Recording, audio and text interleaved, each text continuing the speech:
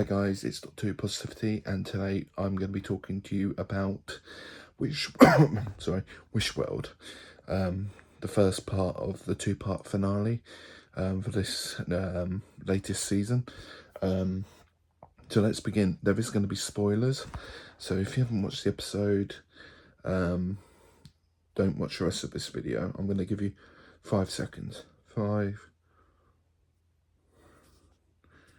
1, go. Wow, now, it was kind of obvious that they were going to bring back, or they're going to bring back Omega.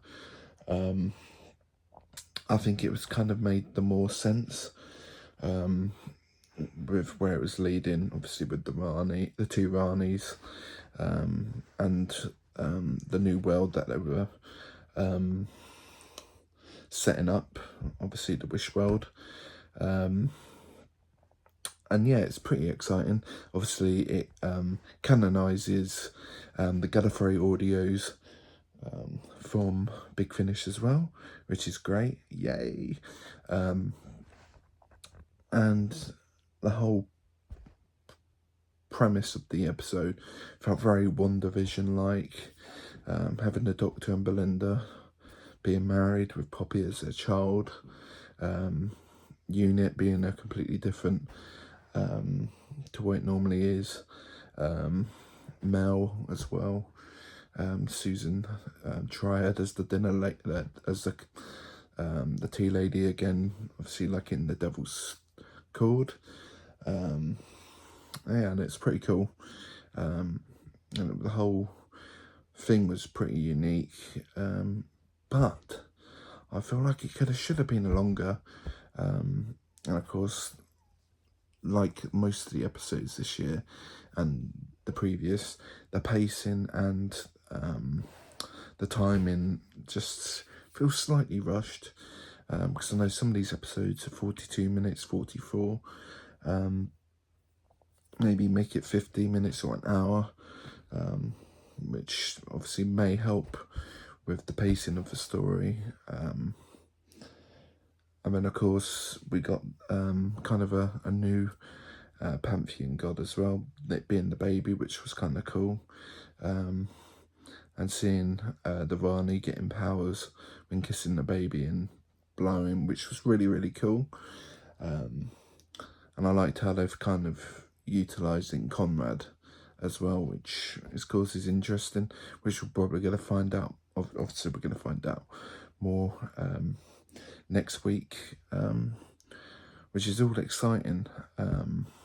So this kind of feels like, obviously you can tell Russell T Davies is heavily influenced by the MCU, as I mentioned before, WandaVision. So it was really, really cool. I liked the whole references to the other gods as well. I thought that was quite cool. Archie as Sarani is just fantastic casting. Her and Anita Dobson are really, really good together.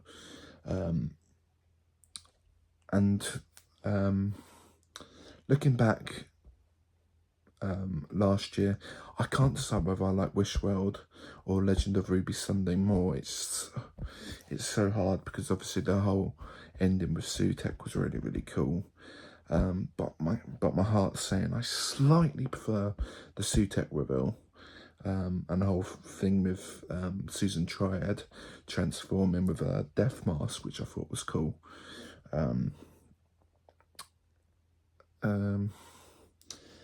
But there's so many more questions. Obviously, what's happened to the Doctor's TARDIS? Where does the Doctor fall into? Where is he going to end up? Will he meet Susan? Part of me thinks he will, obviously, because he saw on the TV, which gave me the End of Time vibes, with like Wilfred seeing the woman on the TV. And it was nice to see Rogue make a cameo as well. So I'm wondering if we'll see him in the next part as well, because it seems like he's in hell. And I've already seen there's pretty much theorizing about Rogue being Omega, so hopefully they don't do that. So yeah, and I did like the seeing Shirley as well. Shirley and Ruby meeting up. That was really cool. I was there filming that. I was there watching filming being done that night, and Millie and Ruth came over and spent around about almost an hour talking to us, offering us food and drink, and just being really, really wonderful people. The scene in question is when you see the car driving around searching Fulham, and they're hiding. Yeah, that was near the Cardiff Central train station, and that was going on till 1, 2 in the morning. Yeah, it was a cold night. And then in the other early hours, obviously during the light, we saw Shooty filming where the scene where he's walking into the building and he's got the umbrella, the bowler hat, and he catches it. So yeah, it was really, really cool. Obviously Shooty came down and spoke to us. He did a video for my mum, and that was a great experience. Really, really nice person. But yeah, I'm so excited for that. Next week, obviously going to get to watch the Wish World on the big screen at the cinema, and Reality War after, so it's all pretty exciting. I did watch the finale last year, Legend of Ruby Sunday and Empire of Death on the big screen, and it was phenomenal. We had the director there, Genesis was there as well, and Michelle, who plays Carla, were there in attendance, and afterwards they were taking selfies with the fans and stuff. It was really, really cool, really good evening. And the hype there was just wonderful. It was completely full. So this year I'm going to a different cinema to watch it, which is pretty exciting. So yeah, moving on, I probably give it a 7 out of 10 so far. No, I haven't given rating numbers on the rest of my videos. At the moment, I haven't really thought about the other episode ratings yet.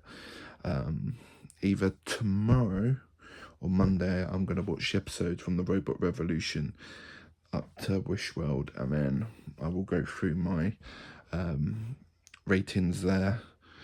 And then obviously I've got another video where I'm going to be talking about the various actors that had more than one role in Doctor Who, which is on Bernard Horsfield, which he's a great actor. He was a great actor, and obviously he was in James Bond as well, which is cool. And he was in the movie with Roger Moore called Gold. Highly recommend that film. So overall, what are your thoughts on Wish World?